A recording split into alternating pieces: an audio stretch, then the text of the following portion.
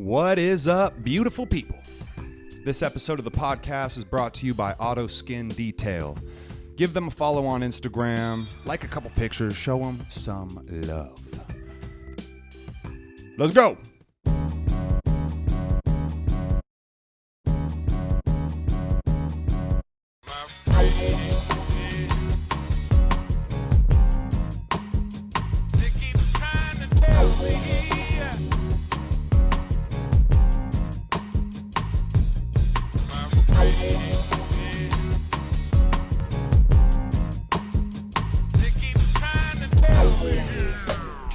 I'm just happy to be here. There's certain things that you want to touch on or talk about and want to be showcased that we just cover those things.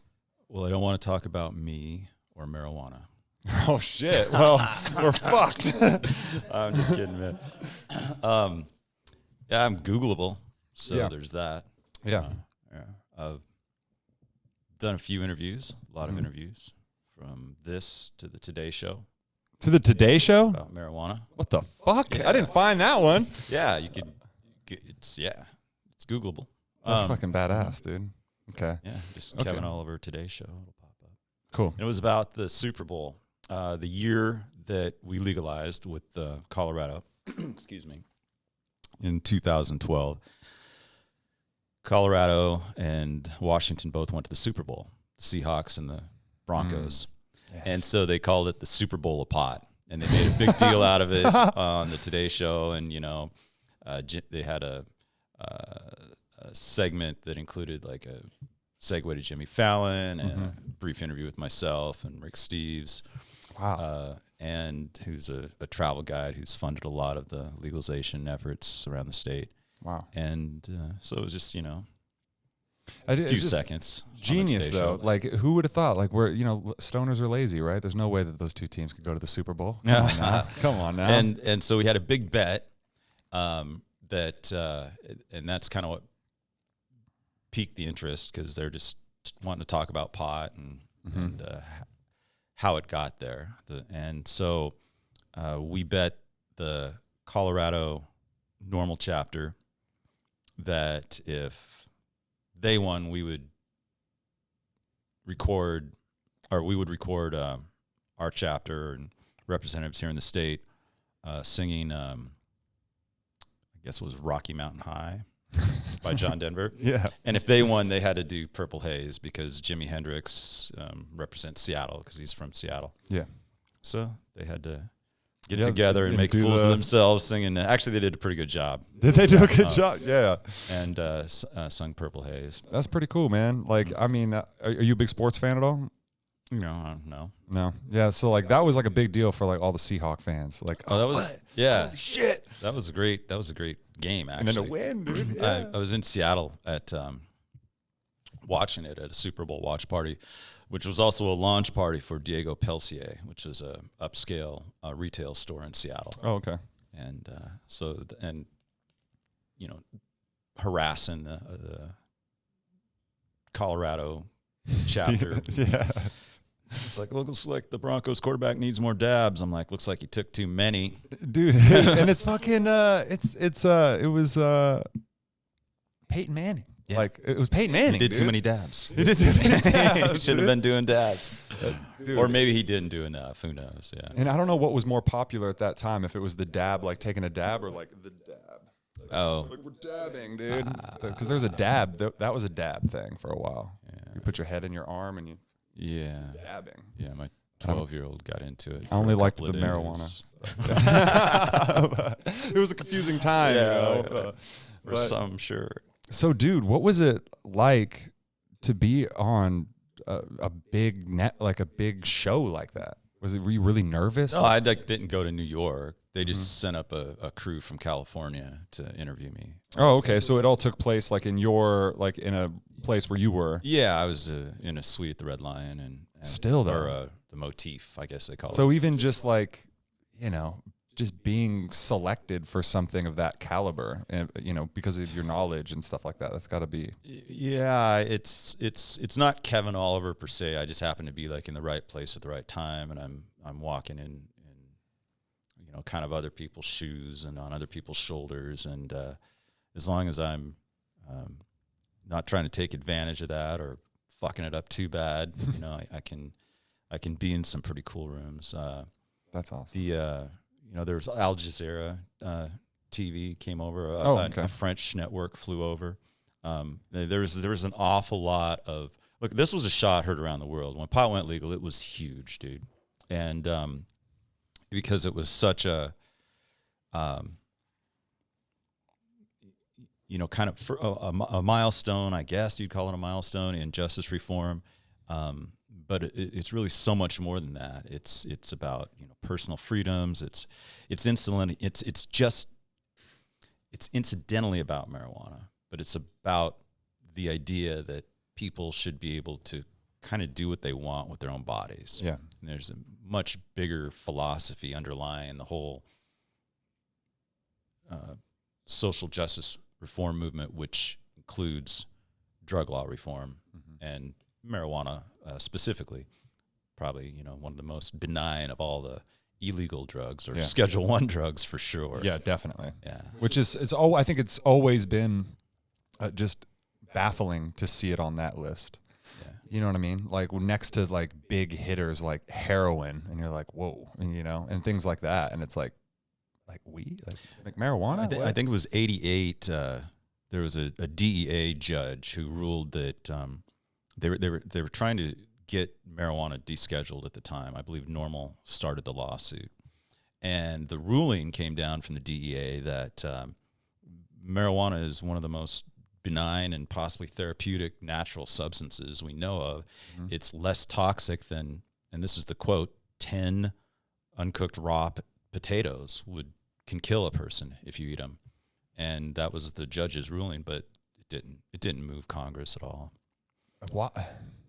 Yeah, I don't know. Is it just an old school, like not wanting to look at, you know, studies? And I mean, I know you don't know the answer, but what do you think it is that like some of the, like this stuff just doesn't get passed through it, you know, when it seems like all the evidence and the studies and stuff like that are just so clear, and, you know, people have been using it since the dawn of time. Yeah, there really is a lot of evidence. There's, you know, tens of thousands or 20,000 studies that have been done on marijuana. There's currently 570 clinical studies being done in the U.S. right now as we sit here and talk. It really stems from, I want to say, from law enforcement, because what we're trying to do at NORML, the National Organization for the Reform of Marijuana Laws, is change the laws. And the law initially that prohibited pot back in the 40s came about 2 years after alcohol prohibition was lifted. And so it became illegal 2 years after alcohol became legal. And basically 500,000 law enforcement officers didn't lose their jobs because instead of enforcing alcohol prohibition, they could now focus on marijuana prohibition. So they needed something there. And yeah, they needed something there. Look, when we legalized here in Washington, 10,000 less people a year were arrested for marijuana possession. That's been every year since we legalized. There's been 10,000 less arrests. And overall DUIs have gone down too, but hopefully that's just because people are being smarter about driving, and maybe it's only anecdotally related to legalization. But so throughout the course of prohibition, you know, having a little bit of marijuana on you is enough reason to inside probable cause to search for other things, like maybe your stash, which that would then potentially, if it's over a certain amount, put you into a felony, or at least a misdemeanor, or if you were committing other crimes, you know, anything that they can do to enact a probable cause during a traffic stop, or like the smells in the car, or stuff when the like pizza that. boy or your neighbors call the cops because your apartment smelled like weed. You know, all that was reason to interact with law enforcement and give them a reason to charge you with something. And of course,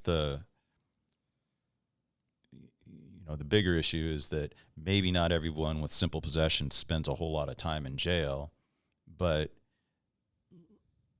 when you look at the amount of marijuana, say that I was producing as a tier 3 producer, and I'm bringing down literally tons of marijuana in wet weight, that there's people in prison for life for a whole lot less weed.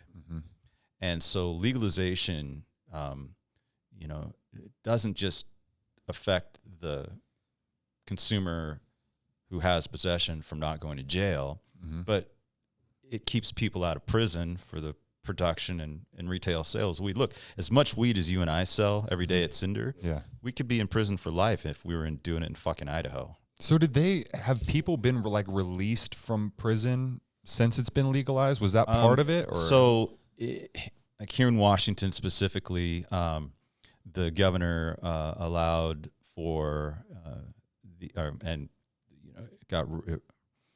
right now Washington State allows for you to get your sentences expunged as long as your charges were within the legal limits.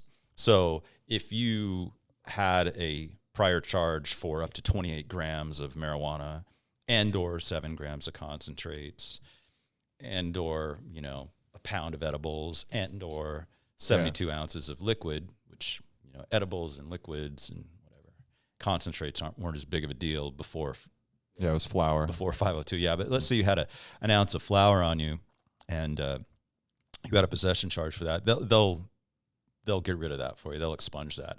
But if you were carrying around 1/4 pound or 5 pounds and you're dealing it, you're still going to have a charge for that because that's not legal. That's not legal. That's not legal. Now, and even in the case of a licensed producer or a retail store, you could say, well, I was slinging weed and I'm slinging weed now and slinging weed's legal. It's like, well, not so fast. That's not exactly true. You have to be a licensed store. And since you weren't a licensed dealer, then you don't get, because they're, so again, it's just those personal possession limits have been expunged, and that's pretty much happening in every state. And right now, there's a big push to expunge on the federal level. So for every state, Biden, we're calling on Biden to set precedent. I could look it up real quick, but feel free. To get rid of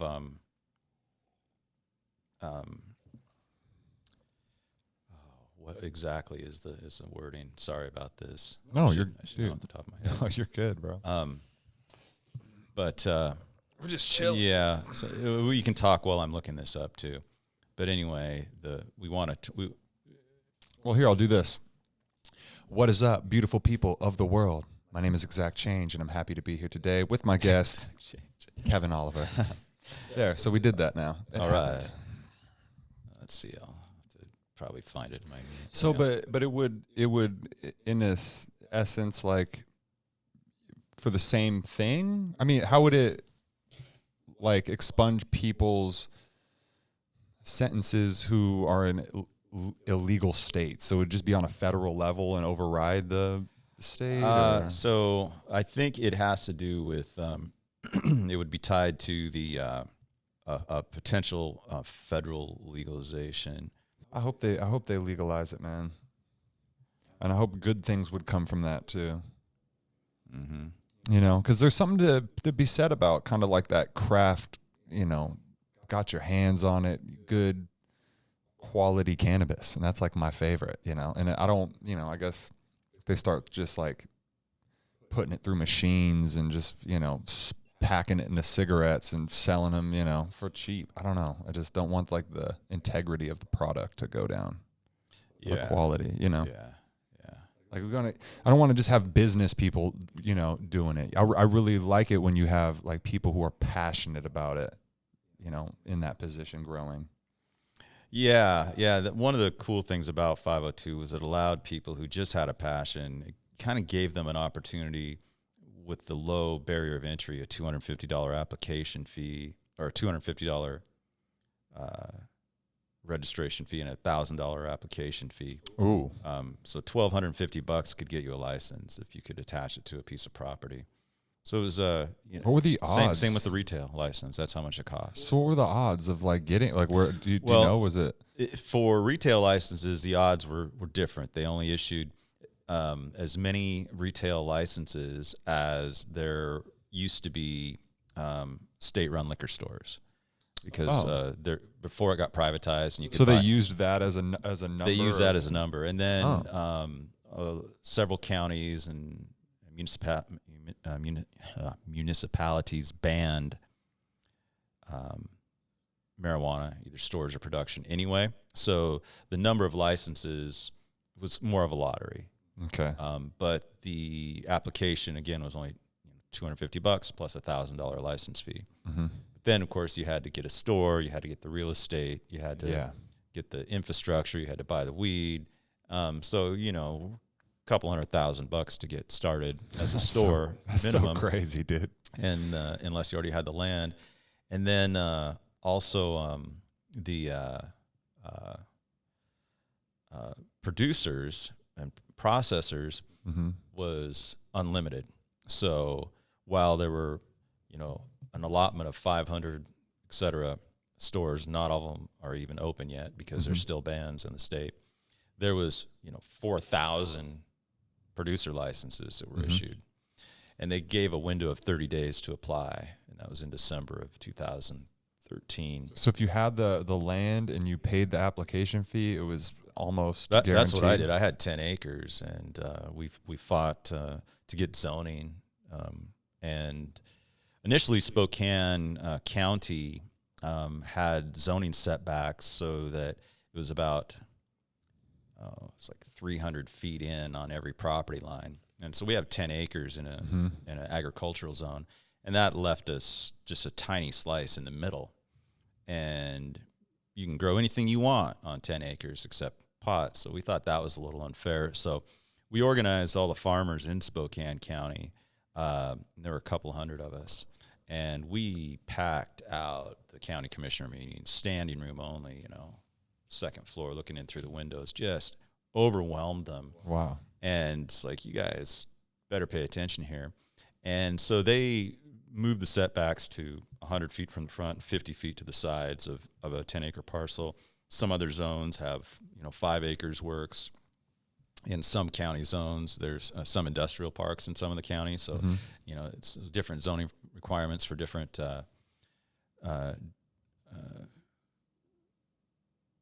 different zoning requirements. Yeah, just different areas. Yeah, for depending different areas. on what it's near. Yeah. And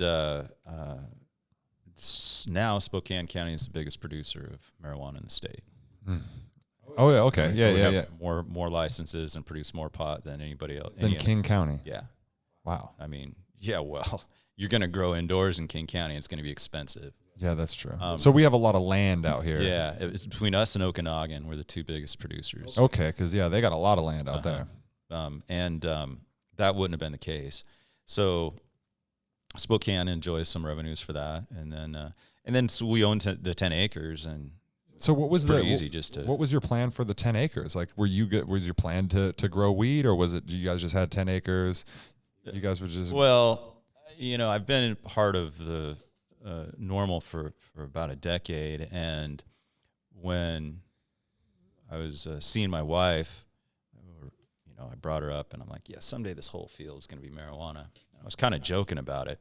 Well, now it is.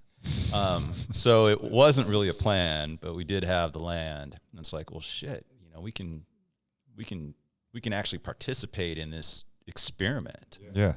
And so we did. So you just already had the land, and then we just had to put up some fences and cameras and attach it to our pole building for processing, and then I had to clone a bunch of plants. So did you have like experience growing before, or like how did everything get started, like with your interest in it, and then it actually becoming a 10-acre piece of land that has? Well, I lived on the land prior, and I did have a little experience growing a few plants, and just personal stuff, trying it out, yeah. And we just kind of scaled up from there. Really? Yeah. That's so crazy, man, because I feel like I would fuck that up. So like trying to grow some weed, Well, like I feel like it's so hard. If you've ever tried, you can fuck it up pretty easily, especially indoors because everything's got to be just so balanced, just right. Basically, it's a plant. It was meant to be grown outdoors, and it kind of takes care of itself. You can try too hard to grow marijuana. You really can. Really? And that'll mess it up too. It just you're basically a steward of the plant. It'll grow itself. You just gotta give it what it needs to grow. And so like when it's outside, it grows, because I was always thinking that it was like outside there was so many more like environmental hazards, insects, bugs, animals. So like just things that would mess it up. But you actually have to worry more about bugs inside because it's a controlled environment. So there's no predatory bugs to take care of the bugs that are coming after the marijuana plant. Outside, the bugs that would spider mites aren't a thing outside, which are a huge thing inside. Yeah. Because there's praying mantis, there's ladybugs. When you see ladybugs on your field, it's fantastic. So okay. Those are just the bugs you can see, but at the microscopic level and under the ground, there's also the natural ecosystem protects plants. I mean, it's what life does, is basically perpetuates itself outdoors. Yeah. And the only reason it went indoors was because of prohibition. So because there's like there's like a whole kind of a stigma, like indoor is better than outdoor. Oh yeah. So where does that come from? And is indoor better than outdoor? No. I mean, I guess it depends who grows it, or how it's grown. But one of the main reasons for that stigma is again, it's prohibition. But let me get to that here in a second. So the Cannabis Caucus urges President Biden to pardon all federal cannabis offenses, a blanket pardon to those with federal nonviolent marijuana offenses. So even though pot's not legal, we're just calling on Biden to just pardon everybody who's in there just for pot. No matter how much. No matter how much, yeah. So then they should do the same thing so that would be everybody. That'd be Washington too. Yeah, and it would be above your personal possession limits. It's just if you're in prison for pot, a federal prison. And it's nonviolent. Yeah, if you have a federal crime and the only crime is pot, you should be pardoned. Don't think it's going to happen, but that's what we're trying. That's what we'd like to see, in addition to legalization. Why don't you think it'll happen? Oh, it's Joe Biden, man. He actually invented the word drug czar, and now we have a national office of the drug czar. He's not like a pro-pot kind of guy. He's coming around for political reasons. He's a politician, to be sure. But and his party definitely he's definitely never been pro-drugs ever. So I don't see where people don't see just such a benefit, not even in just like the health or whatever, but just in the tax revenue and like what it can do for. Oh, and that's what's changing their minds, I mean, like when I see the health is, federally funded studies in regards to health are a different issue. And when is the government ever really worried about our health? They sell us cigarettes. Yeah. Well, and then you can buy spice and alcohol. And you can buy spice, which is synthetic marijuana that you fucking does weird shit to you. Well, and alcohol. And alcohol, of course. So and beyond the individuals' personal health and public health, when you look at the environmental health, I'm going back to indoor outdoor grows. Yeah. So one of the reasons outdoor grow has such a bad reputation is 70s and 80s we were seeing a lot of brickweed coming in from South America. Guerrilla grows in national forests. They would just go in, tear up some bushes, throw down whatever fertilizers or herbicides they needed to clear the land, and then get their pot up and going and do whatever, just wreak havoc with an acre or so of land, and then just leave it. And they'd often booby trap it and sometimes protect it, and people could get hurt. So guerrilla grows outdoor were never that cool anyway. It was impossible to just grow pot outdoors without risk of it being seen from anybody. Mm-hmm. And then also the, importation of, the old brickweed, which was basically they took it down wet, they squished it together in bricks, it would mold out, it'd be hard, it'd full of seeds. I remember that shit. Yeah, and it's like some of those seeds would be great to sprout today, because they haven't been polyhybridized as much as everything. What does that mean? Well, the hybrids, right? Mm-hmm. Then hybridized again and again and again. Poly means multiple, so it's been hybridized and hybridized over and hybridized over time. So this is a hybrid of two hybrids that have been hybridized how many times? So, the old landrace strains are some of those probably sativas coming up in that old brickweed. If you had some of those seeds from 20 years ago, it'd be like sought after. Sought after, yeah, wow. Sought after. And so, so is there landrace strains still that you could buy in the rec market? Like when I see a Panama Red, is that landrace? I don't know. It should be, but I don't know if it is. It could be, but I don't know if it is. It would be if it was actually grown from an old landrace seed. And there are some landrace seeds available, and you can still get them. Are they more expensive? That's like a high? Well, sure. Do you know? And sometimes they're harder to grow. I mean, look, in you're only allotted so many square feet, and if you're growing indoors, indoor or outdoor, and indoors you have to maximize that efficiency because you're burning so much energy and using so many other natural resources. Speaking again of environmental health, to grow that pot, that it's just not cost effective to grow the weirdest landrace that takes the most time and effort to grow, no matter how cool it is, because you got to sell pot to make money. Yeah, and so that's changed. So that's changed a little bit too. Yeah, and not to say that there aren't some people that are doing a really good job at growing some small, craft strains, but they're still going to maximize what grows best, what works best, what yields the most, and then in terms of potency and flavor, because they do have to pay attention, especially the smaller ones, what the consumer really so is that why appreciates. When I was a kid, I would just be seeing all this Blue Dream everywhere. Like, is this Blue Dream everywhere? Yeah, everything was Blue Dream. Blue Dream got really popular because it's such a medium type of strain. They said they call it a sativa, but I can't call it a sativa. Like a good sativa pushes your head back together in the morning after you drink too much vodka. Yeah. It squeezes it right up here. Mm-hmm. Blue Dream doesn't. It kind of hits you right here, and it's just a mellow thing. It doesn't get you too paranoid or honestly, it kind of like it'll like lift me up a little bit, and then it just makes me tired. Yeah. So it's average weed, I think. Blue Does it have a high yield? Is that why there was so much of it? Is just easy to grow? Yeah, a really popular strain, and then it was easy to grow and high yields, and again sweet, and again it tasted good and it was pretty mellow. Yeah. But also, so then during the 80s, when we started to see some, in the early 90s especially, when we saw movement in the medical marijuana down in California specifically, there was a lot of BC buds coming from Canada. They were big, green, sticky buds coming from indoor grows. I remember that. The reason they call it BC buds is because they kept, of course, all the A grades in Canada.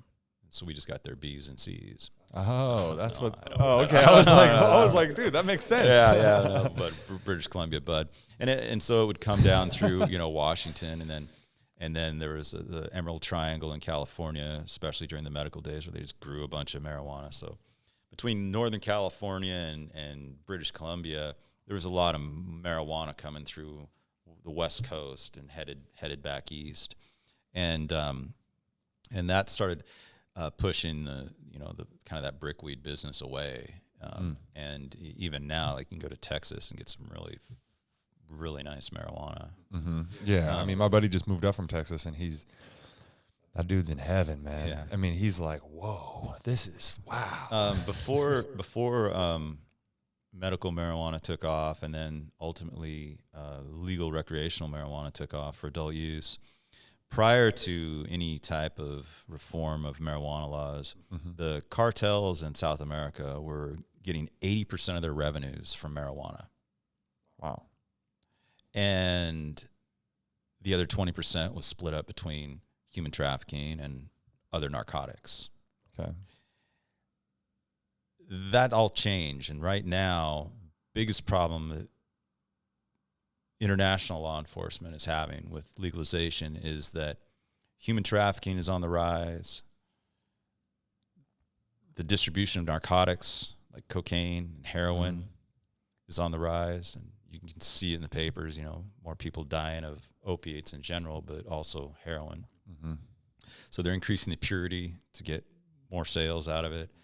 Mm-hmm. And the revenues from their because they have to replace those revenues from marijuana that are going away. There actually are cases where they have imported marijuana, like out of Washington State, out of California, out of Colorado, into Mexico, and then they've turned around and resold it back into the United States. The cartels have, because they can't sell their shitty brickweed anymore. Yeah. But they still have these customers in these dry states. Yeah.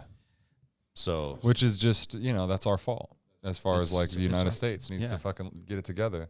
That's crazy, man. So should we just, I don't know, you probably heard it kicked around, like, should all drugs be legal? Is that wouldn't solve the problem, because they would just find something else, right? They just traffic people. They would just traffic something else. Like, it would be guns. Well, it would be. Yeah. So the idea is, take away their money and put them out of business. And to some extent that is largely what will happen. If they just run out of money, they're going to have to get real fucking jobs, dude. Yeah.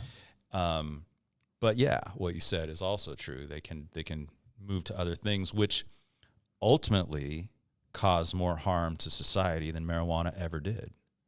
But I mean, just even like some of these illegal drugs, people are like, no way we would ever make that legal. And it's like, if some drug became legal, if some horrible, drug became legal, I wouldn't be out doing it, but I would, it'd be nice to know that if people are already doing these drugs, like, they'd have a safe place to go, or, and they wouldn't be getting it from some guy that might have cut it with some weird stuff, or like you said, up in the potency to an unsafe level or something like that to try to cut more, whatever, it's like, it just seems like people are going to do this type of stuff anyway. Prostitution, drugs, all these things. They're doing it. Well, and Europe has models that are very similar to that. They've decriminalized.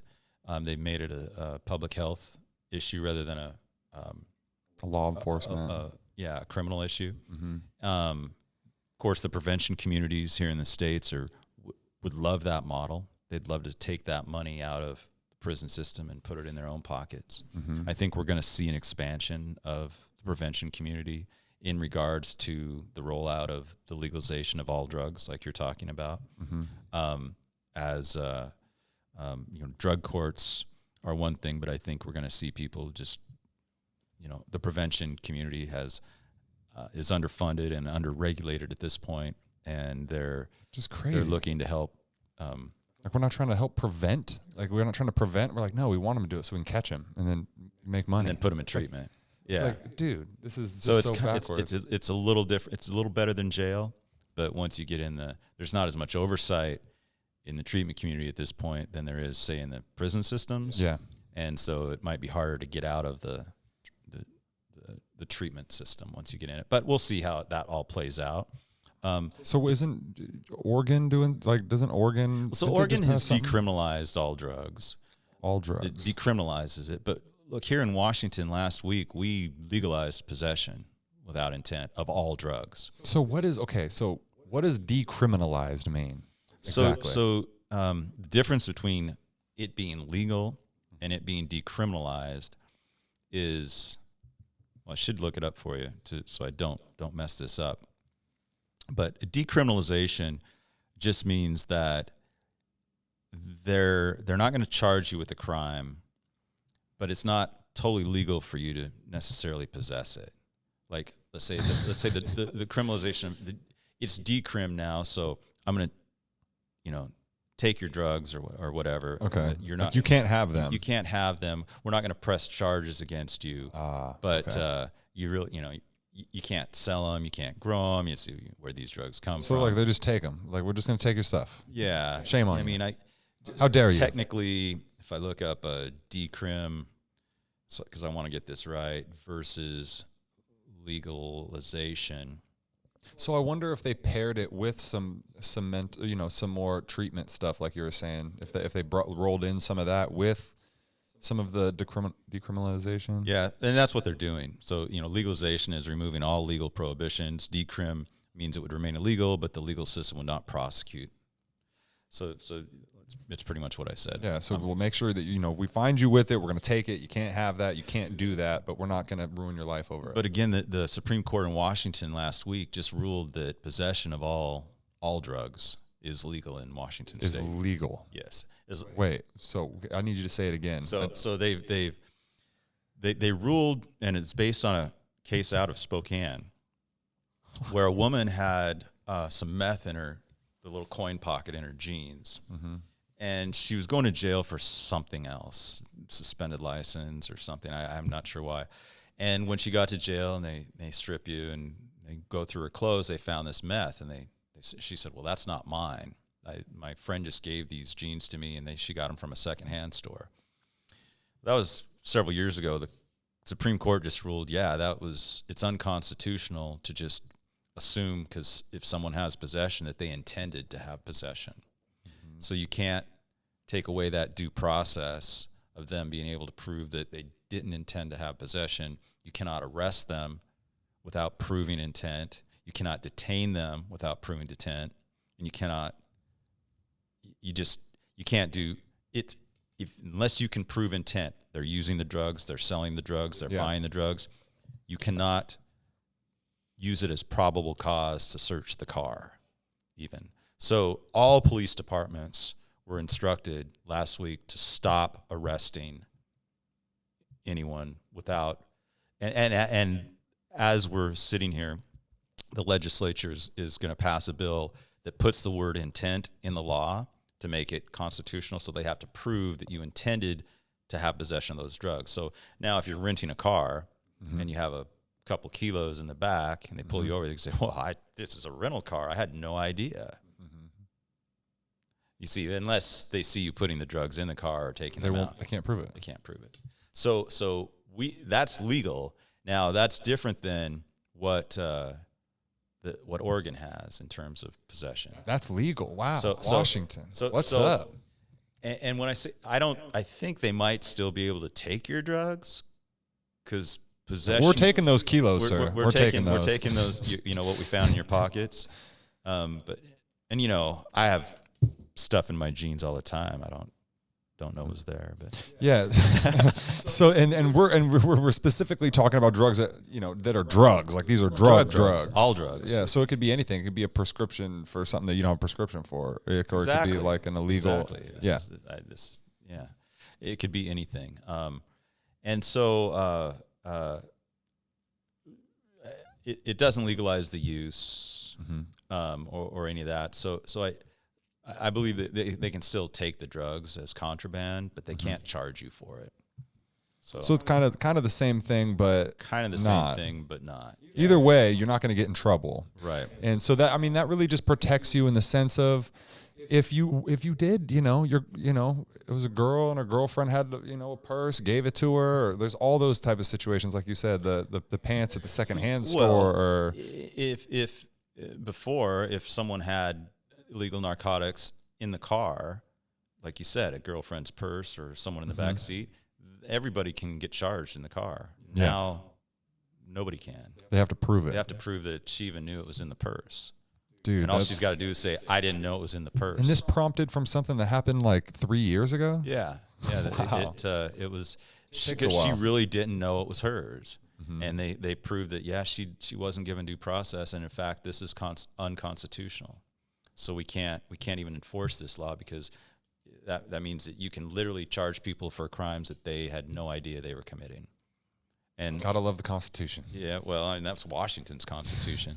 That's our state constitution. Oh, that's our state constitution. Yeah. That was the Supreme Court of Washington. Oh, yeah, okay, because this is just Washington. I love that states can just. I think that's the coolest thing, is that states can just kind of go above and just be like, "Listen, dude, this is what we're gonna do. We have our own shit. Yeah, we take care of our own people, because everybody's different. It also kind of makes it where, if you want to go to a legal state, you can go to a legal state. And if you're like, "Oh, I'm in a legal state and they've legalized that, I don't like that," then you can go to somewhere where that's not there, per se. Now, I just think that it shouldn't matter because people are just doing this. Is the whole thing of like when things become illegal, people stop doing them. It's just crazy to me. Like, oh yeah, man, we'll just make that illegal. Nobody's doing cocaine, right? It's illegal. It's like, oh, dude, come on. This is I was out to coffee right before I came over here with our boss, and he asked me, so what's next? Legal drugs and same basic question. And so we have to be careful, I think, about how we're going to legalize drugs. Let's say there is a roadmap in the future. Currently, there's an organization called MAPS, the Multidisciplinary Association of Psychedelic Studies, and they've got several approvals from the DEA to do clinical studies on MDMA and psilocybin, probably lysergic, acid, to examine how that affects like people with PTSD and depression. These are actual, then they've gone through like all phases of the study, so that they've gotten hard evidence that, clinically prescribed dosages with therapy of MDMA or psilocybin can bring people out of PTSD. It can help them have a better life. They need that rock solid evidence. Yeah, and so it's different than a grassroots movement to legalize weed because it's never killed anybody type of thing. Yeah, these are actual scientific studies from a well-funded organization, MAPS, and so when we look at legalizing all drugs, we can look at that model, which is it is harm prevention in terms of law enforcement and incarceration, which kind of leads you to the system or being trapped in the system, versus the public health threat of just, well, let's blanketly legalize all drugs. Yeah. And so if you have a very clinical model, that's great.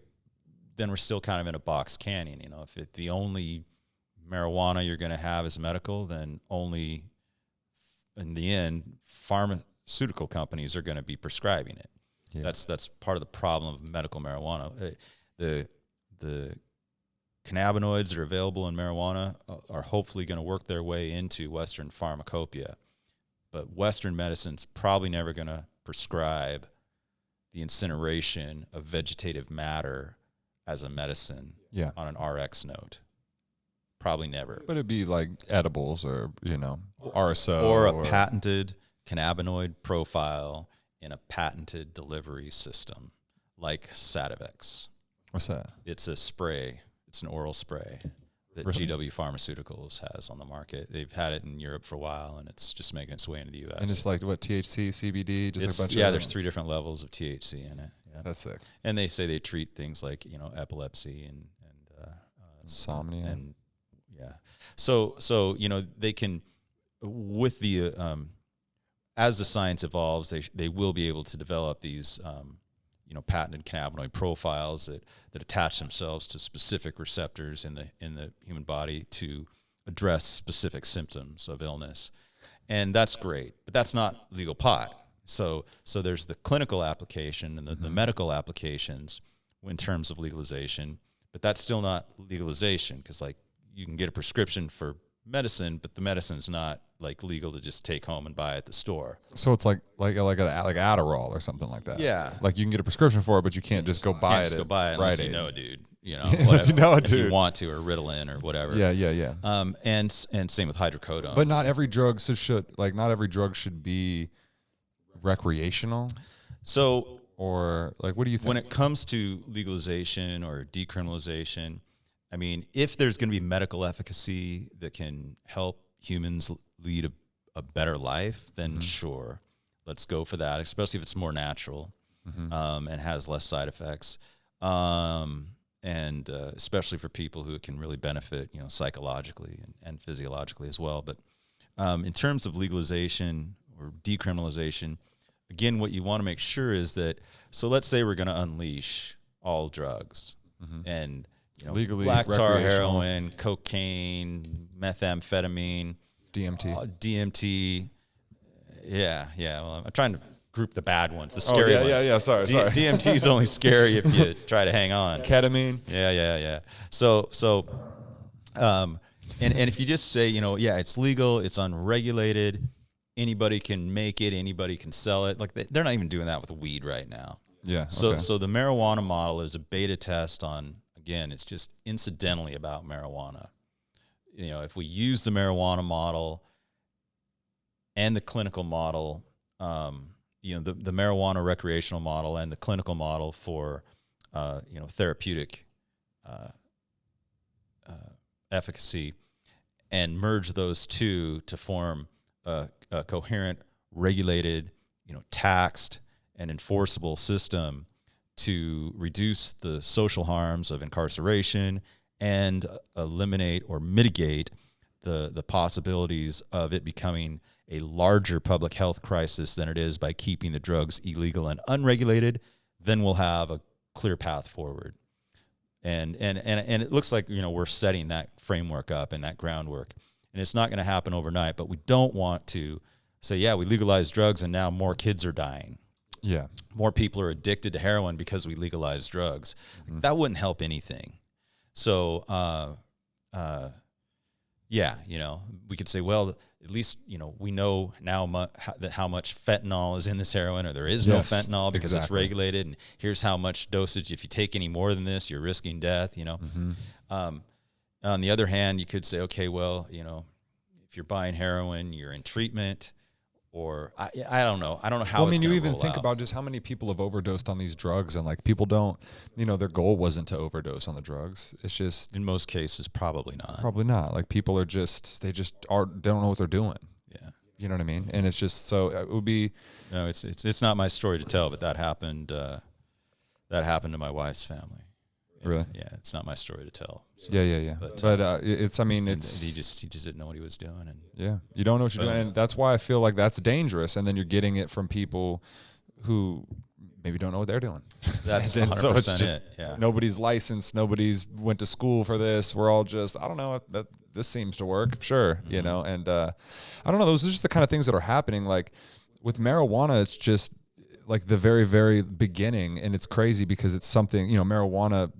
Being where it is now, it should have been like this 20, 30 years ago. It's just like showing you how slow it moves, even when all the studies are there, even when people are talking about it, and This is the 50th year anniversary of NORML, of the National Organization for the Reform of Marijuana Laws. So what was that? 50? 74, I believe, is when they were. So they formed and were like, "Hey, we're gonna 73. We got to talk about. People got to know about this." 71, I mean. So what was 50 years? 71. What was the objective? So the objective, and Keith Stropp, the founder, is still our figurehead and our legal counsel, and still sits on the board. And the objective was, he was a student of Ralph Nader, like literally. That was one of his professors. Oh, wow. Who's a large consumer advocate. And I remember that. And Keith wanted to apply those principles of consumer advocacy to, first of all, reforming the marijuana laws for social justice issues. And because it was stupid, why is marijuana legal? I see my friends drinking and I don't want to drink. And kind of the same, it's the same argument people have for wanting to legalize it in states that aren't legalized now, except now those states can say, well, look, Washington did it 6 years ago and the sky is not falling. Yeah. So they have that real world evidence to work with. And so, what you see is Washington, Colorado, then, 3 or 4 more states. And then like this last election cycle, like 8 states, went legal, boom, just like that. Yep. So it's going to continue to be an exponential reform. And again, NORML started the lawsuit against the DEA just a few years after their formation. Keith. So still in the 70s. Yeah, and it was in the mid-'80s before they ruled, well, yeah, marijuana is safer than raw potatoes, but Congress said we're not going to act on it.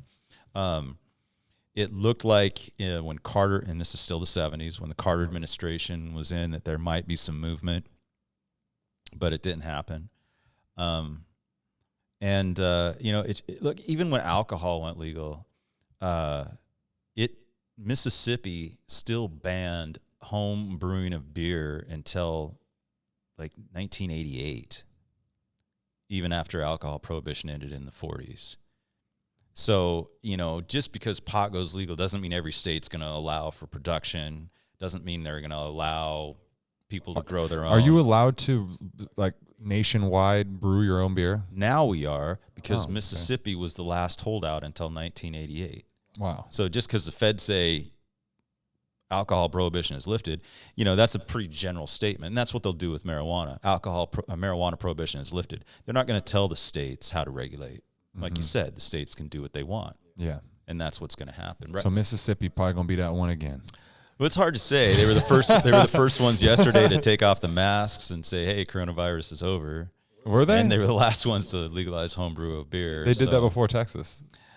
They both did it the same day. They both did it. They were like, "Come on, guys, 1, 2, 3, Yep. fucking take them off." Yeah, they both did it the same day. Hey, man, fucking.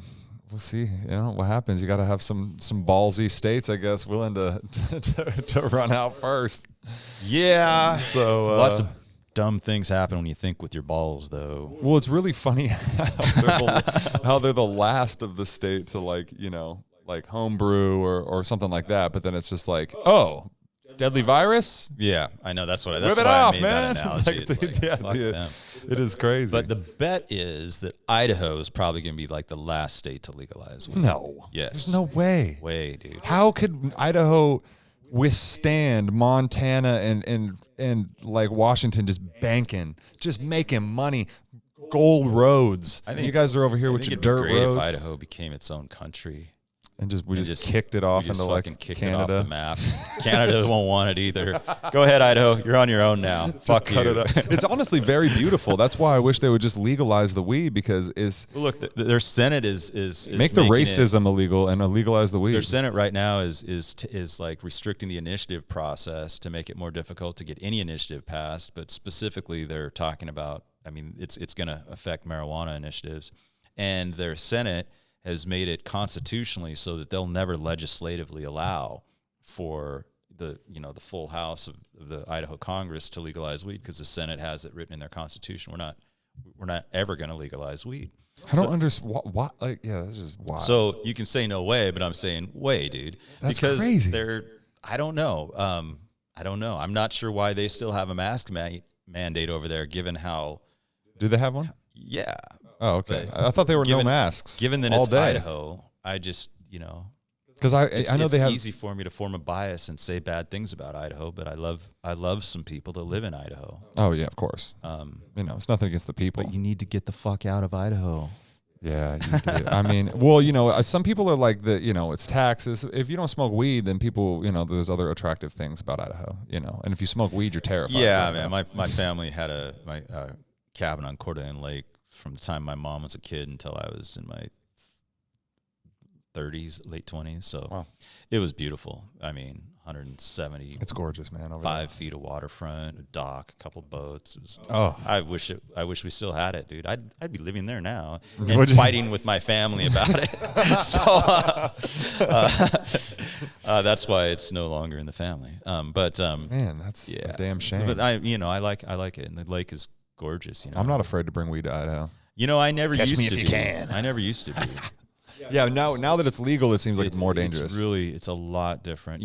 I used to go over there to the beach a lot, and I'd take some joints and go out in the car and roast out and, meet people. Hey, you want to get stoned? Sure, Mm-hmm. And so, but now I don't do that. No, I just like, all of a sudden it's like, oh, those guys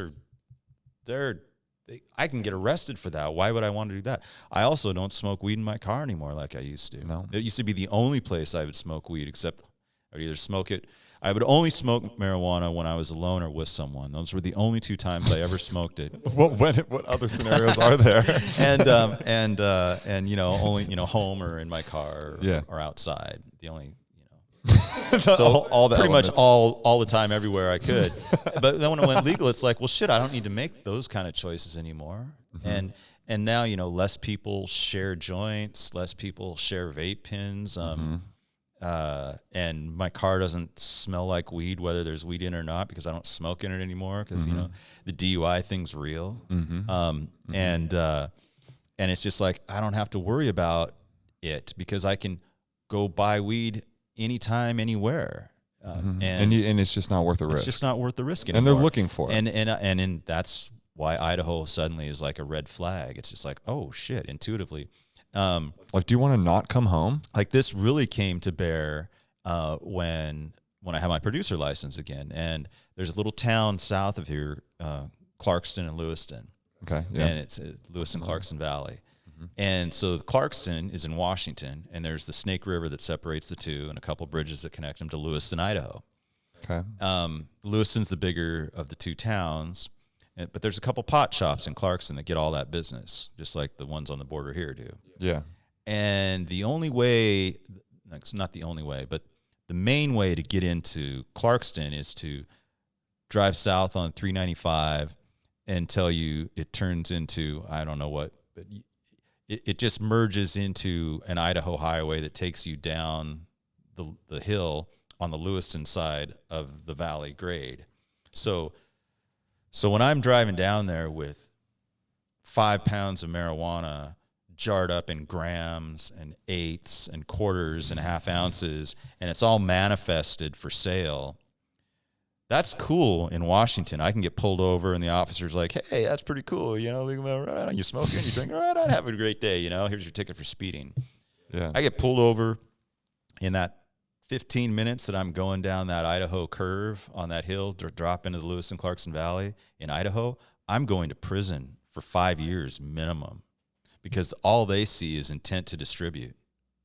They see it packaged for sale. Yeah. And I'm going to get multiple charges stacked and for stacked every and stacked. single jar. And so that's when it really occurred to me, oh shit. So I had to find a back way down, which was also very, very beautiful. Just out of Pullman, you can head south and west, and it drops you down onto the west part of the Snake River, and then you just go up this river gorge where there's literally nothing but a road and water and a railroad track, you know, just 3 avenues of commerce. Yeah. Until you get into the Clarkston side, and then I'd unload the weed and drive up into Idaho and out. God, man, that's fucking terrifying. Yeah, and so that made me think I didn't even want to take a couple of joints into Coeur d'Alene anymore. So yeah, I mean, it makes sense, man, because the people are they're looking for it too, man. They know that people are going on those borders and picking up and coming right back, and they're looking for those people. And I don't know, man. Like, I've never really treated weed much different since I was a kid. You know, I always just like had it and never really cared, and I knew that I wasn't supposed to do it, but I've never really thought that it was like a big deal, you know. But then I've never been like in a bad situation, you know, where I've been arrested for it or anything like that. So I've always, I guess, thought that like, oh, it's fine. Like, if the police saw it, they'd be like, "This weed, dude. Like, you know, you're people. You know what's going on." Yeah. And but you can't trust that. And like, this is our life. And like you're saying, like one slip up in an area that you're not supposed to be, you know, that could cost you more than it's worth. And I mean, it's crazy too, because there's a lot of states that aren't legal. Which ones are legal in our area? We got California, Oregon, Washington, Montana soon, or Montana technically now, just no shops. And Nevada. Oh, Nevada. Arizona. Oh yeah, Arizona now. So no Utah. No, Utah. You got Colorado. I want to go to Colorado so bad, dude. I bet it's beautiful over there. It's Colorado, those mountain zone time. Oh, okay. So it's technically not our. So technically not Western. And I'm not even sure about Arizona. I can't remember. They might be over there too. Yeah, or part of it. But anyway, so it's just weird. Yeah, it's just Idaho. Just kind of that's crazy that they have that written in to never legal. Like, they have a personal vendetta against marijuana, but you can get shit-faced drunk, baby, any day of the week. Yeah, and that it used to be you could do it younger than anywhere else in the nation too, and it used to be you could drive drunker than anywhere else in the nation too. But they raised the drinking age to 21 and lowered the BAC to 0.08. But it used so they will budge on some things. Yeah, so they will budge on some things. But it used to be a 1 point, you know, a 1 BAC and then 19 to drink. So what's your preferred way to consume cannabis? I'm just curious. Man, honestly, I have, and I didn't see it coming, but I pretty much exclusively partake in infused joints. Yeah. Really? Yeah. Because I kind of get the best of both worlds. I get the full flower effect and I get concentrates. and I can get ripped out of my mind, sucking one down and choking as hard as I can on it. Yeah. Or I can maybe not as hardcore as a full dab or full gram dab, which is ridiculous. I'm cool to the people who can do it, but why? But I feel like because I don't do dabs, that I can get pretty fucking high enough, and I can get a little higher than I can on flower. And some of those infused joints are like the cigarillos, dude. That's what I was going to ask you. The next question I was going to ask you, what's your favorite ones? Those hash joints? Those are $30. Yeah, I know. But that's like, this is legal marijuana. This is $30 a gram, but it's wrapped in hash. It's loaded with distillate or ethanol hash oil, and it's got flour. And so do you just burn that whole thing down? You put it out and come back? Yeah, I put it down and come back. Is it pretty easy? I've got an ashtray full of joints. It's just like, there's a nice sativa. There's another nice sativa. There's an indica. There's So you don't have a bong? Oh yeah, I've got a couple of them, but I've got a big glass, nice beaker bong, thick, heavy. Got the ice and it's cleaned up and it's on display above my TV next to my old brass hookah. But you don't use it. I don't use them anymore. No. You don't find that like beauty and that just loading some ice in that bad boy with some clean water and getting a nice. I'll sit there and I'll smoke a joint and think about it. And is it just too much work or what? I mean, yes, it is. And you got a stinky bong lying around the house. That's true. And there's something just cool about smoking a joint, whether it's infused or not. It's like, you're wasting a little more weed, but definitely wasting a lot more weed. And you just fill the room with a little. It is definitely cool because you don't care. There's just something a lot more relaxing about it, and even rolling your own is fun sometimes, but I really like not all of the infused market. I haven't tried all of the infused market. Well, it sounds like you're going top shelf immediately. I'm going with top a $30 shelf immediately, yeah. And not all top shelf, but I really like that cigarillo and a few of the other brands out there too. Yeah, it's infused. So I always thought that, because everybody's about the low temp dab, and because isn't it like if oil's burned off at like too hot of a temperature, it's carcinogenic? So it's the terpenes that become carcinogenic over like 650, 680 So degrees. if I'm smoking like a live resin infused joint, like isn't that gonna be at like a hot? You can't even light paper on fire with the end of a joint, dude. What do you mean? I mean, you cannot like use that joint to like light a piece of paper on fire, unlike a 600 degree dab plate or a torch. Yes. So the incineration temperature and burning temperature of marijuana is really, really low. It's lower than regular tobacco. Now maybe it's a little higher with the concentrate in there, but it's just not enough that you can't like put it out with your finger and not worry about it. You're right. Okay. And you would never be able to put out a hot dab. Yeah. You get that plate to 600 degrees and try putting that out with your thumb. Yeah. Okay. It's going to leave a mark. Yeah. Okay. So that makes sense. Every dabber I know loves to show you their marks. Dude, the dabbing thing, did you ever get into dabbing? I've done it. Like get into it, like where you had the rigs and you got your setup and your torch and your mat and your dab cap and your. The optics are like crack, man, and nobody can deny that. It's just the optics. It's like too much like you're doing drugs. It's like, oh man, this is not even. It's not relaxing enough, and I got this propane, and I got all these utilities and stuff, and I get that it's kind of cool to put all these pieces together and the nectar collectors and then read. And I know some people that are really into it, some old school folks too, and I'll do a dab. I'm not opposed to them at any. It's just how much is too much, and I mean it's like it's. I know people that carry around a briefcase fucking full of dab equipment, like everywhere they go. It's like, all right, you kind of remind me of the dude who carries around a half gallon of fucking scotch with him everywhere he goes, a handle of scotch.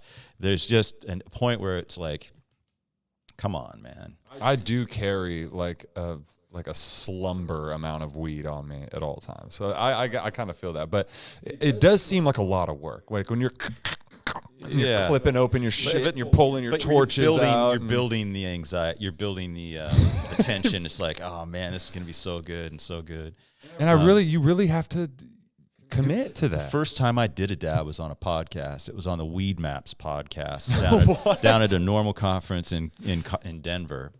And then you were like, what's a dab? You didn't know I what a dab knew was? I knew what they were, but it's like the first time I'd ever actually, because I'd smoked concentrates before, always, hash oil had been around for a long time and stuff, and I'd burned it, but I'd never, had like a fucking full gram earwax dab, and somebody is serving it to me and heating it up, and it's just like, all right, I'm on camera here, all right, go Kevin, go, and then losing my shit, and then losing my fucking mind for about 15 minutes. I was gonna say going downstairs, and it's like going back upstairs and laying down on the bed. And my wife's how'd the rest of the podcast go? I just got to chill out.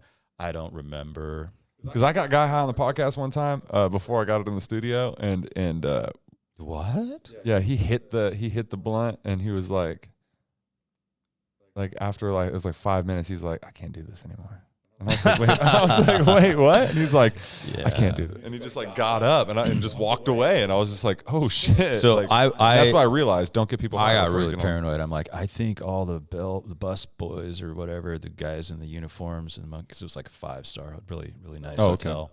And it's like, I'm thinking they're all DEA undercover, and because we're having this NORML conference here, and oh my god, and they're letting us do dabs in hotel rooms. This has got to be a setup. Oh my god! So I went upstairs. My wife's like, "What the hell? Are you okay?" I'm like, "No, I'm really high. I got to lay here for a few minutes." And she's like, just laughing at me. I mean, and then we took a walk around the block, and then went back and watched Lester Grinspoon speak. He's a famous doctor. Oh, okay. Yeah. And then it was all good. It was all good. I just had to take a few breaths. Yeah. That's a lot of THC at one time. That was my first real dab. Yeah. So what do you like? Because there's people that are, they're really, some states, I think it's Arizona, they limit the percentage amount of the concentrate. So they tried to do that here. I saw. Yeah, that didn't get out of office, and they're trying to do it in Florida right now too. Are they going to try to do it here again? They're going to try. This is not the first year they're trying to do it again, and it's really it's really interesting that the people they bring, they don't have any real basis for their bias.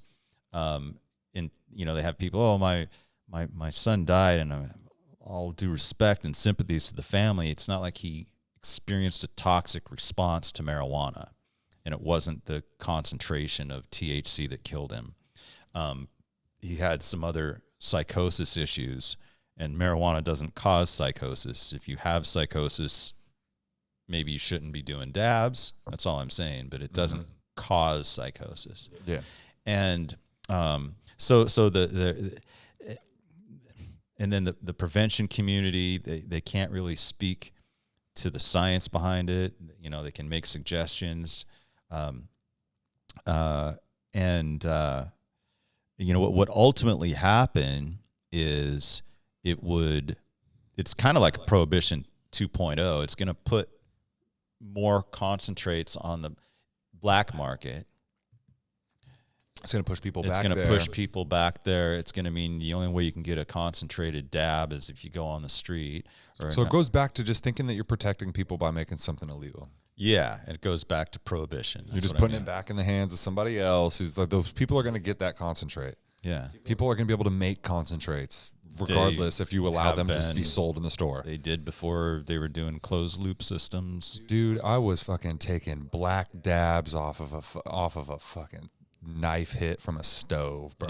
Yeah. We were going in hot. We were going in hot, bro. Hits, yeah. If you weren't tearing up, dude, you didn't hit it right. Yeah, you gotta cough to get off, dude. Seriously. And now it's like terps, like it's crazy. But that I think that's wild, man. Because is it like a fear of if we legalize it and this is too much, are people gonna freak out or kind of a thing? I can't speak to what their fears are. Their testimonies are available for anybody to listen to, but it's just blah blah blah. I mean, we're gonna see more and more of those arguments. We've got talking points that we put out against it here in Washington, and that we do, at NORML around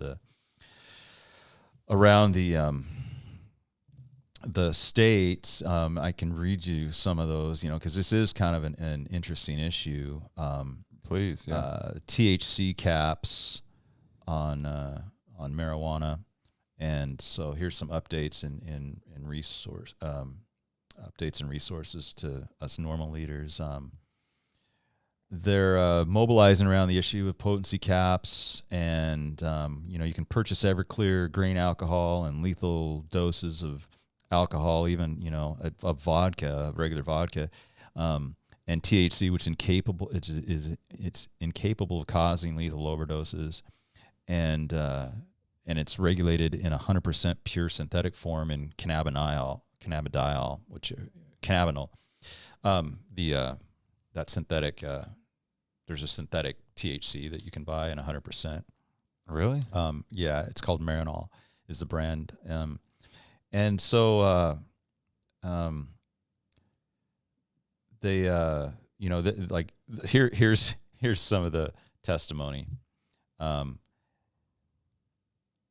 Joe Biden, when he was a senator, weighed in on the issue of legalizing marijuana and said it's like comparing buckshot and a shotgun shell to a laser-guided missile in terms of legalizing marijuana. It's like, well, if we legalize it and regulate it, we're just going to have super high concentrates of marijuana. And, you suck down one of, William Bennett, the drug czar, talked about, it's just a bunch of crap. So, bro, has Joe Biden smoked weed or what? That's what I want to know. His son has. His son sure has. So, yeah, Senator Feinstein is coming out with a national THC limit idea. It's probably not going to happen, is I guess the short story. And these are kind of long articles and they're all inclusive, but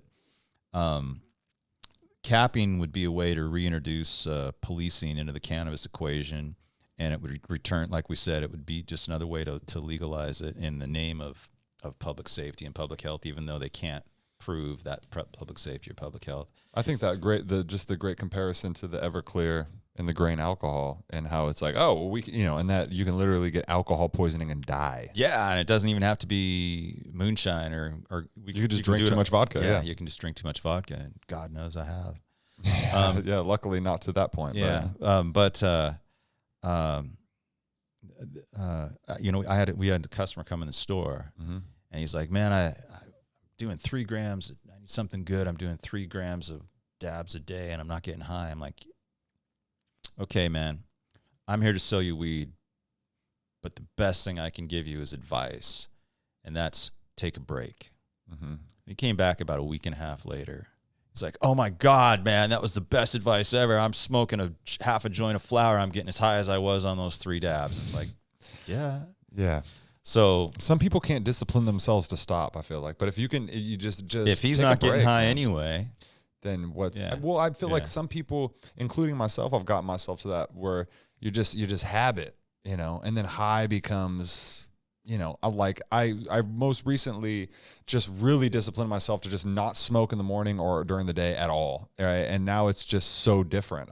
You come home and you hit a little bit and you're just like I'm laughing. Yeah. I'm getting things from it. You're not stoned all day. I'm not stoned all day, and it really hits you, and like you're getting a lot of those things that you really loved about it, where you're just giggling at shit that's not that funny, and just having moments where you're like, wow, this is what I love about this so much. I think it's a reward. I think legalization has made it more like, well, I'm going to have it around now. I don't have to worry so much about whether or not I'm going to have it. I don't have to focus so much on the fact that I do have it. Yeah. I don't have to use it because I know I have it. It's like it's here. It's like it's here, and I forget to get high sometimes, man.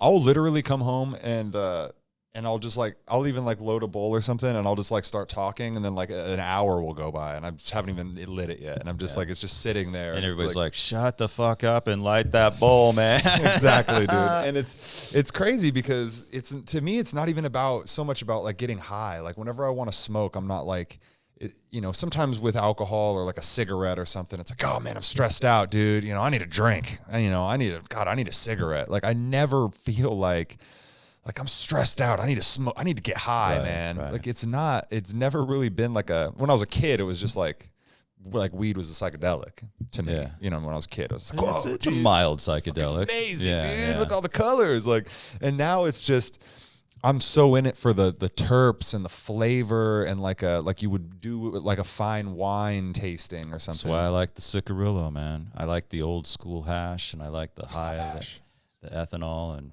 the fact that, oh man, I could never get this in a not legal market, and I can just buy this in this little cool tube. Yeah. Yeah, it's like a fine wine. Yeah. It really is, or man. A fine joint. It's a fine joint. That's what it is. What it is. It really is. A fine marijuana They cigarette. put it in a nice little wax cap too on it. Yeah, whatever. He's like, whatever. Looks My buddy's all about presentation. He's like, dude, I fuck with this weed. It's so good. It looks kind of cool. I can't fuck with them if they don't have the presentation. It's actually, it's got a cork on it, so that's cool. Oh, a little cork. That's right. I can seal the cork. The wax is just just a little, flat. It looks cool. Yeah. Mm-hmm. So what do you have you done psychedelics? Sure. Have you like? No. Have they helped you at all? Like or was it just, what you've done? Has it just been fun, or like was it just when you were a kid and stuff like that? I learned about psychedelics in a chemistry class in college in a textbook where they were talking about like the chemistry and brain chemistry and how it was affected by different types of drugs, and and LSD had a paragraph or so for it, and I thought that was kind of interesting, and I learned more about it and read more about the development of it, accidental discovery of it. I thought, well, shit, I want to try this. The accidental discovery, that's so crazy, dude. Yeah, so it wasn't like, hey, you want to try some drugs at a party for me ever? No, you sought it out and said, hey, I want to. And then later in college, over in Tacoma, I found a magic mushroom patch.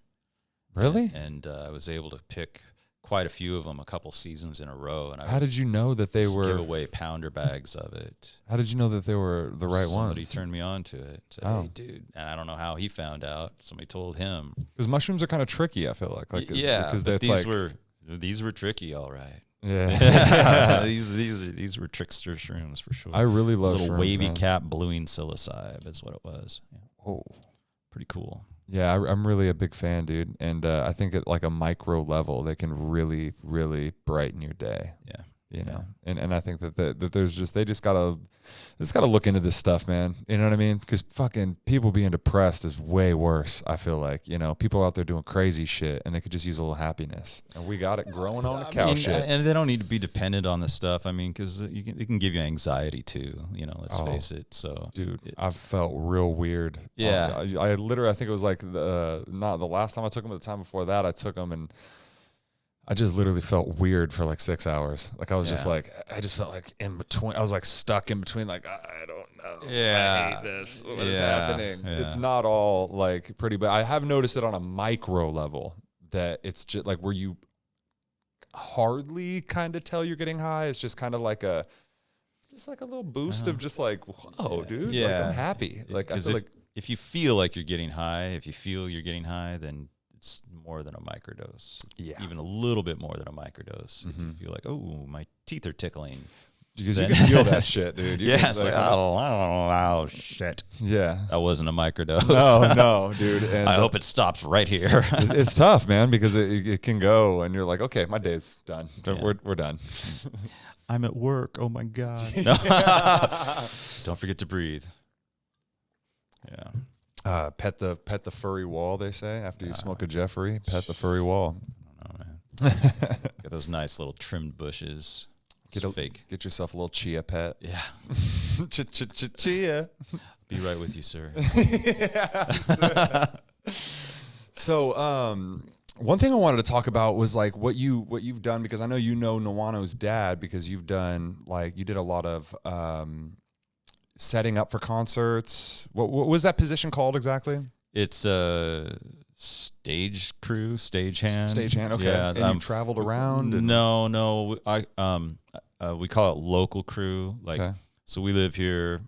When a tour comes to town, they call up the IATSE. It's the International Association of Theater and Stage Engineers. Well done. Yeah, and so it's a trade union, and then they say, look, so we're bringing in 12 or 22 semis for this show or that show. Wow. And we're going to be pulling in at this time, and we're going to be we need to be set up by this time, and we're going to be taken down at this time, and we need to be pulling out by this time. And they figure out how many extra hands they need, because they do tour with their own stage crew. Okay. Who know how everything gets loaded and knows where everything goes when they're setting up the stage, and directs people on, okay, these lights go there, those lasers go there, that stage piece goes there. Like they really know. We just put it together. How it puzzles onto the stage and into the trucks. Because they've been doing it like either for a whole tour, or sometimes it's maybe their first or second show, and they've studied how it's done, but it sometimes takes a couple of days to get stuff set up. If the first or second show, it's a little trickier. So who are some of the bands and or performances that you've like helped out? Have you been able to meet anybody cool, or have some cool experiences from that kind of stuff? I mean, so some bands are cooler than others. The Metallica crew was really cool. They just they let us, I guess I was on a cool crew. I guess I was on the pyrotechnics crew. Oh, that is a cool And crew. so we couldn't really take anything down until a lot of other stuff had been moved. So we had to kind of wait till after the show. So a lot of folks are like at the starting gate, and as soon as those lights go down and they're off the stage, the audience thinks there might be another encore, but we're up on stage taking shit apart.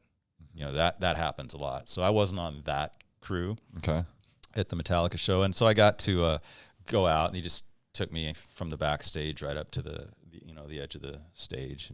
And so that was cool. And then afterwards, the band, walked by and waved at people and got in their trucks and took off. Other bands like Kiss and Tool, they take all the couple hundred employees that are there to get them their show, and they take us all and walk us around the back of the arena and put us in a corner when the band's coming out and leaving, so we aren't even able to get a glimpse of them, which is weird. That is weird. It's like, dude, I'm here to fucking work, and you're like, what do you think I'm gonna? Oh my God! What are you worried about sign me? My chest, man. It's like, dude, come on. Like I might want to just catch a glimpse, bro. What's up? But I've seen more shows than I can remember. Really? Quite honestly. Yeah. What are some of them like? Is there any that just stand out as just being like amazing moments amongst the others, or? For some reason, I can't say I like the band that much. I mean, they had a bunch of catchy hits, which everybody hates to like. But Nickelback. I knew that was coming, bro. It was actually a pretty cool. That was a pretty cool gig. It was outdoors, and like they were out on stage walking around while we're setting it up, and their dogs were running around. They had their kids and shit with them, and everybody was just really cool. You hadn't seen that from other bands. No, and the stage manager, he like just came off the Madonna tour. I mean, so it's like these are some high caliber, and fuck, those guys sold like 80 million records. So let's be real, dude. Come on, can I give an unpopular opinion? I think Nickelback's tight. They're all right. Yeah, right. Everybody, I think they're tight, dude. Yeah. So and they're fucking. They came out with a new album that was pretty tight too, bro. And I know you they're guys 80 love million records. I mean, who the fuck bought those? Yeah, nobody bought those, right? Yeah, no, I hate Nickelback. I just have a couple of their fucking albums. I want to be a big rock star with 16 houses and a 15 cars. And they fed us well. The best food I got was at a ZZ Top show.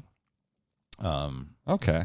Makes sense. I don't know why, but they just happened to have some really nice grilled salmon and asparagus. And they smoke weed, bro. They like good food. And and it's not always, we don't always get fed.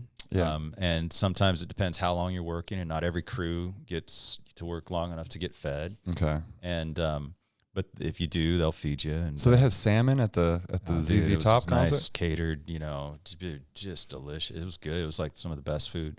Was the ZZ Top show.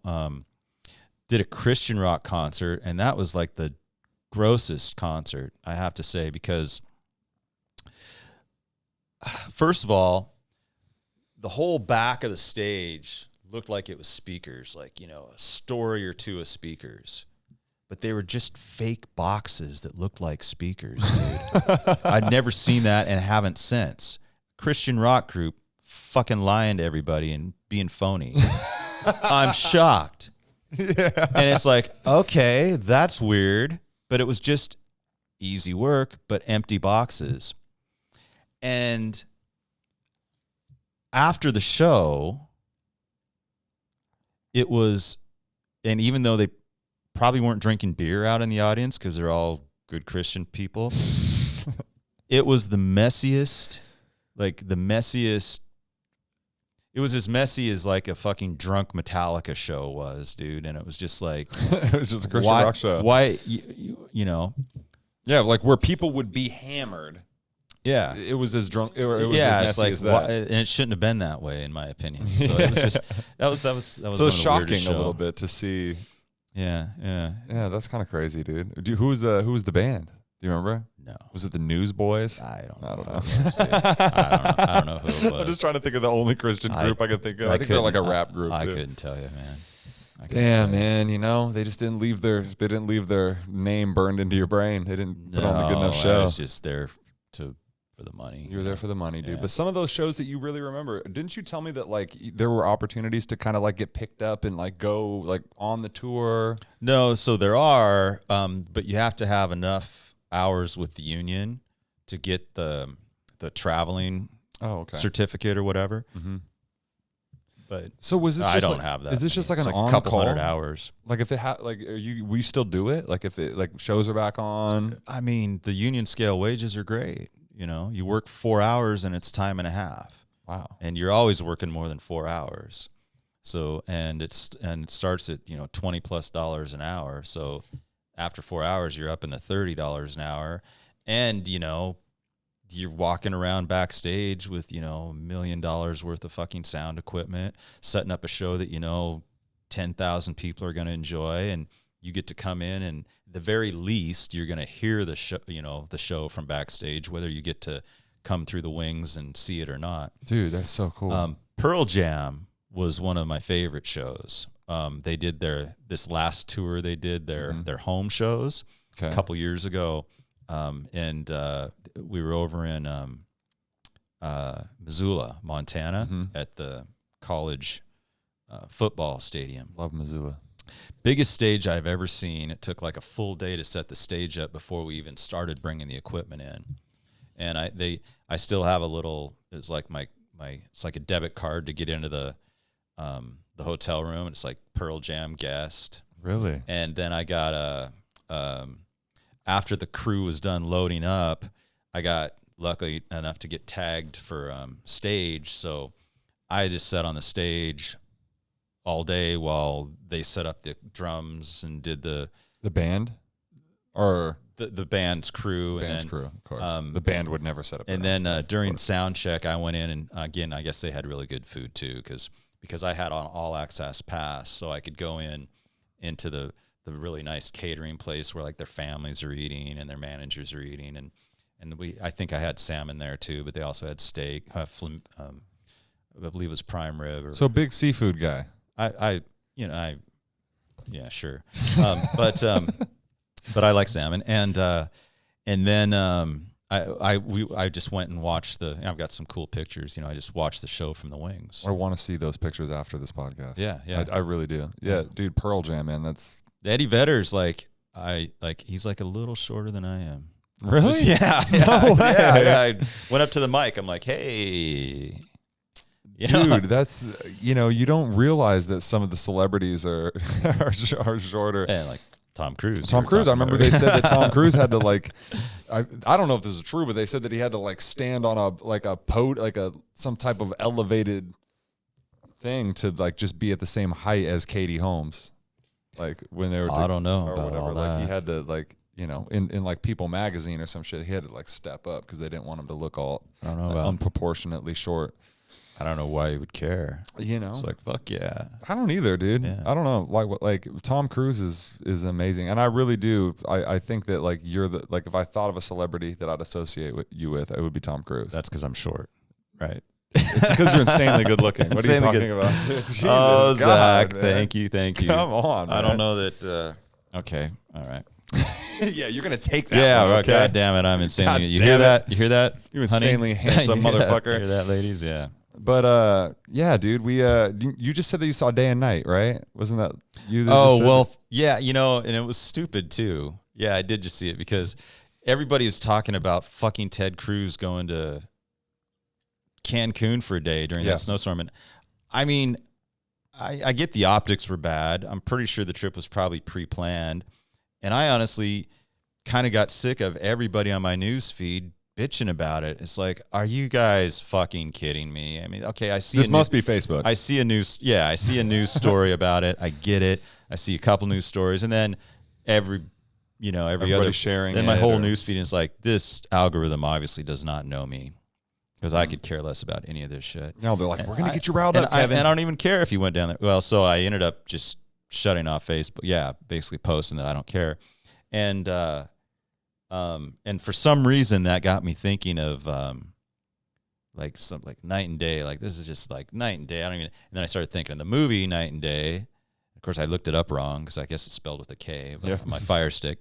And then I found it and then watched it because I had to be working a couple hours, and just I would rather waste time watching just a popcorn stupid action movie with a bunch of unrealistic action scenes than spend as much time reading about Ted Cruz in Cancun as my uncurated friends list spent writing their opinions about Ted Cruz, which was literally hours. It's the opinions, man. People like, fuck. To be able to just go, I'm gonna give my opinion on this. Fucking man. thank God he went to Cancun because I'm about to fucking give it to Tom. Or not Tom Cruise, Ted Cruz. Ted Cruz, Tom Cruise's little brother. Oh, Cruz, yeah. It was the name Cruz got me thinking of Tom Cruise movies. Yeah, what have I not seen? Cameron Diaz. What's got to be a little better waste of my time than reading about Ted Cruz? Now, I know I'll just waste time watching a Tom Cruise movie. Let's be honest. What were the expectations on the movie before you started watching it? I've seen it before. Oh, okay. You'd already seen it. Yeah. Okay. But it had been... God, it's an amazing movie. Years ago. I love that movie. But when I went to watch it for the first time, I was like, oh, okay. This was like a later Tom Cruise movie. I'm not going to have very high expectations. Hilarious. Yeah. Fun. It kind of action-packed. It was like an off-brand Mission Impossible movie. It's kind of what I thought. With the action, the moving. It's like it could have just as easily been a Mission Impossible movie. It was more fun than I feel like it was more fun than a Mission Impossible movie. And I blame Cameron Diaz for that, though, dude. Yeah, she made it. She definitely. She's just funny. She's just funny, and he just like how, and he's funny. How he's interacting with her, like. Yeah, his true crazy came out. He's fun, dude. Yeah. Like, he's not just like a serious actor. I fuck with Tom Cruise, even though he's a Scientologist and does a bunch of weird shit. Probably, I still think he's fucking cool. Everybody's weird when they're an actor with that much money, right? That's gotta true. be weird. I mean, money. I feel like money kind of makes you. You ever seen Tropic Thunder? Oh yeah, fuck, dude. That's his best. That's his best character ever. Oh, and he's the agent. That's his best character ever, he's like man. Balding and shit. And this hugely overweight, and he's like, "Take a step back and fuck yourself." It's like, I'm gonna fuck you up, dude. That's what he's really like. I'll bet. And who's he? Somebody's agent. It was like, was it Ben Stiller's agent or some shit? Yeah. Ben Stiller was like Simple Jack from and he was just like some stupid and he was doing some dude. And Robert Downey Jr. did blackface in that, and didn't get in trouble for that. So that was kind of crazy. No, but the way he did it, I mean, they even in the movie they talked about. They like made fun of. It's like us, our people, and that other black guy's like, what the fuck do you mean, our people, dude? Because I'm a dude disguised as a dude disguised as another dude. Or whatever. Yeah. And then Jamie Foxx actually went on Joe Rogan to talk about that too. And I saw that. Yeah. And he thought it was great. Yeah, he was just like, it's just crazy, to very slippery slope. Yeah. And but very funny movie. And dude, Jack Black is just undeniable, man. That movie is way funnier, I think, than people. It needs to be seen more. I think that there's some movies you have to go back and watch multiple It's times. so irreverent, though. I mean, I think that's one of the things Jamie Foxx alluded to, and I've heard Ben Stiller comment on that too. It's just irreverent. That whole movie, just the blackface, the way they juxtapose the actual enemy. Yeah. In the movie, the way they stereotyped like the Tom Cruise character. Mm-hmm. The whole thing is like Hollywood's like, what was the dude's cereal? The dude had like a cereal Bootios or some shit like that. Yeah, I haven't seen it in a while, man. Yeah, but they went bonkers. Like they had to go all out with everything. And man, it was hilarious. I still think I think that Superbad. You seen Superbad? Oh, yeah. I McLovin. Yeah, I still think that Superbad is probably the funniest movie ever made. I don't know if there's a funnier movie. I watched it and it's just still one of the only movies I'm crying. I've only seen it once, and it was when it first came out. So if you watched it, I had no idea what I was about to watch. I was over to Buddy's house and he's like, "I got Superbad." I'm like, "Okay, sure, whatever. Let's smoke some weed." Fuck. Dude. Yeah, that was a funny ass movie. Dude, it is. The thing about it is that it never stops. It's funny from the second it starts, and it's funny until the second it ends. Like it does not, the consistency of it, it's something that I feel like you'll try to recreate it. They'll try to recreate it, they can't do it. I don't know what happened to McLovin, but man, Jonah Hill sure launched his career. Yeah, no, McLovin was in a couple things. He was in a movie called Kick-Ass with Nicolas Cage. It was like knockoff like superhero fighter type things, and then but dude, did you see War Dogs? No. So watch that, War Dogs with Jonah Hill, and Jonah Hill is like a serious like arms dealer type shit, and it's crazy, dude. You'll fucking love it. What was the one? Wolf of Wall Street. Yeah, I saw that dude, one with the big teeth. Matthew and McConaughey and Leonardo DiCaprio and Jonah Hill. Yeah, and dude, like just the acting is just phenomenal, man. And to see people see him lose weight like that too, dude. Because when you see a guy that was like you're the fat funny one, and then to be able to like, because some people get caught in these characters.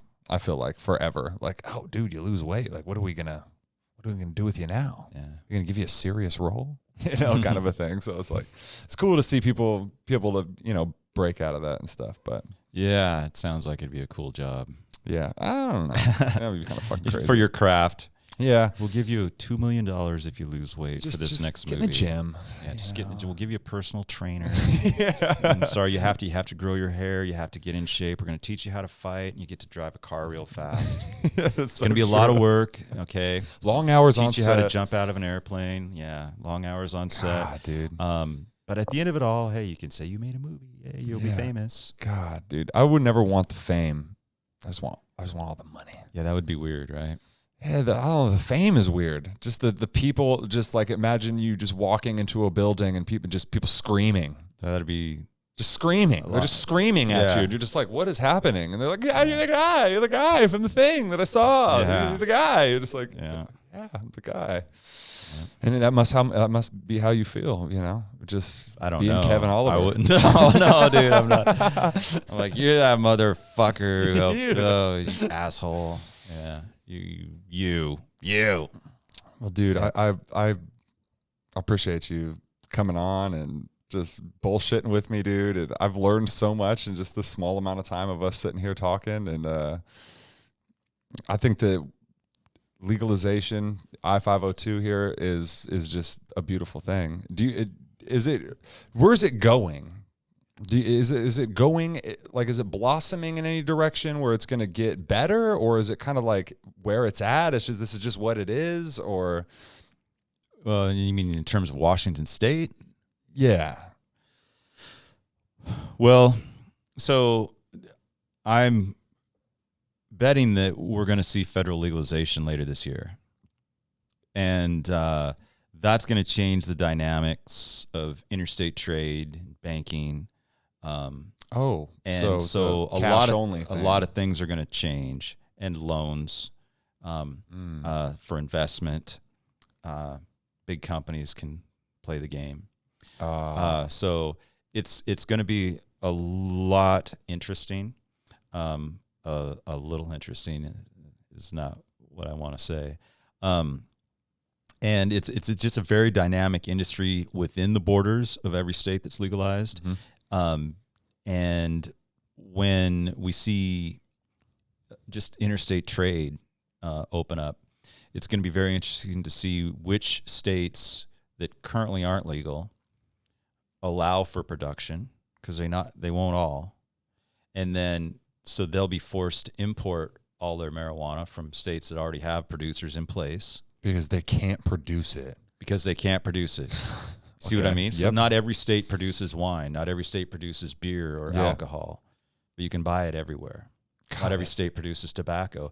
But the first ones that did have a better shot at doing it for everyone else. Yeah. And so the smaller you are, the more difficult it's going to be to obviously distribute your product widely, because you're going to have a very limited product and a very large group of competition, or deep competitors with deep pockets. So, and let's face it, the store that you've been selling to for the last 6 years, if they can buy weed that's just as good for half the price, they might love you, but they're not going to buy your weed anymore. Yeah, even if you're just a small business owner, and But some small businesses will survive locally. Like we have local distillers and local brewers here in Spokane that just provide enough beer for Spokane, and I can see that happening. I can also see farmers, grouping together to offer their products under, say, a single brand name, like Tillamook cheese or whatever it does. Yeah, and then I can also see, something on par with like a Marlboro Greens, Yeah. Which ever since we were kids, we were like, wow, that'd be crazy. And I mean, are they going to plant 10,000 acres of marijuana? Yeah, probably. So wow. Yeah, it'll just be interesting. So if it becomes that'll affect the Washington market, is what I'm saying. Yeah. So if enough states become legal, can they not just like force every state to legalize it? Like, no, you know what I'm saying? It's still up to the states. If the feds say this year, so there could be 50. If the feds say this year, hey, we're taking marijuana out of Schedule 1, we're descheduling it altogether, and no more 280E tax code, no more restrictions on banking. But what are the, like, the federal government legalizes it? Yeah. So then it could still be illegal somewhere. Yeah. Even like though it's legal. Idaho. So like you could be in Idaho with weed, like, oh no, it's federally legal, but they're like, yeah, but we don't recognize the federal government. Yeah, it's like how does that happen? Look, Grant County that has the Gorge concert venue. Yeah. It went dry like 10 years ago. They stopped serving alcohol in Grant County. Just a county. They said, we're done with alcohol. It's causing too many traffic deaths and youth usage and blah, blah, blah. It's horrible, yeah. So we're done serving alcohol. So suddenly their largest revenue producer outside of whatever crops they grow, which was the Gorge Amphitheater, which sold a lot of alcohol to their entire season of concert goers. Live Nation said, well, fuck it. We're not going to do concerts there anymore. And that year they built, they turned White River into a large amphitheater. Yep.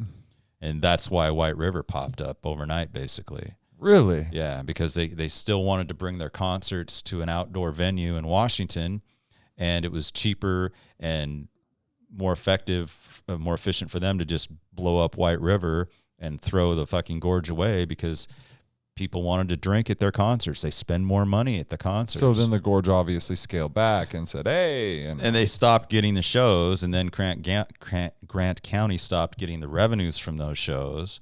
hotel rooms, the gasoline, the food, and the alcohol taxes. Wow, that's a lot of money. And they said, yeah, it's a lot of money. So they said, come on. Yeah, Bring it back. Bring it back. Come on back. And fuck, the gorge is like it's gorgeous. So beautiful there. Gorgeous. It's gorgeous. I wonder if that's why they called it that, because it really is just so beautiful, man. Because it's a gorge. Oh, it's a gorge. Yeah, you're right. it's a big river gorge, but it's also gorgeous. Yeah, it's also gorgeous. Yeah. Well, dude, I appreciate you, man, coming on here, schooling the people on the things that we don't really know. You know, people just think that weed is all just fun and games, and don't really know the rules and the laws and stuff like that, and how it became from illegal to legal to stores being here to hopefully federal legalization. I'm not sure we covered all that, but thanks for having me, man. Of course, man. Of course, it's been fun. Yeah, and we'll probably do this again because there's so many more questions I want to ask. It's just obviously we're out of limited time. So yeah, have me back anytime, man. I appreciate fun. You, man. It's fun. It's fun talking on a microphone and stuff. That's right. Just having a normal conversation here, except for on a motherfucking microphone. Maybe next time I'll drink some vodka or smoke some weed. No. Would you? I don't know. No. I got a long drive home, man. Oh, you do? Okay. Yeah. All right, guys. Hey, appreciate y'all. Appreciate you, Kevin. Kevin Oliver. You too, Zach. Thanks. See you guys. Peace.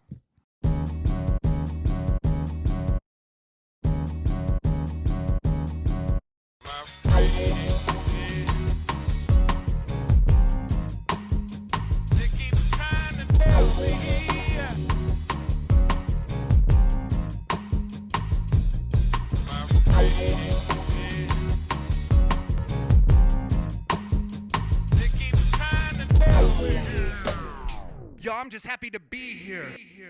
It's like, these are some high caliber, and fuck, those guys sold like 80 million records, so let's be real. Dude, come on. Can I give an unpopular opinion? I think Nickelback's tight. And in other news, the charismatic host of the Happy to Be Here podcast made headline news last Thursday for controversial comments he made during a podcast with marijuana advocate Kevin Oliver.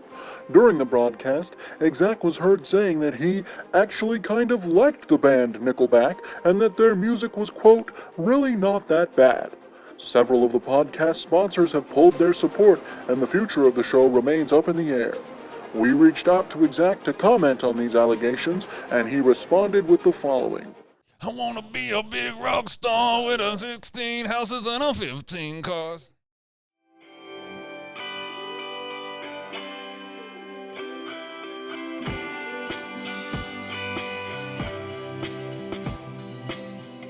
This podcast was brought to you by Speak Spokane, a community-driven podcasting studio space where people from all walks of life can speak and be heard. Follow along with us on Instagram at Speak Spokane and visit speakpodcasting.com to learn more about starting your podcasting journey today.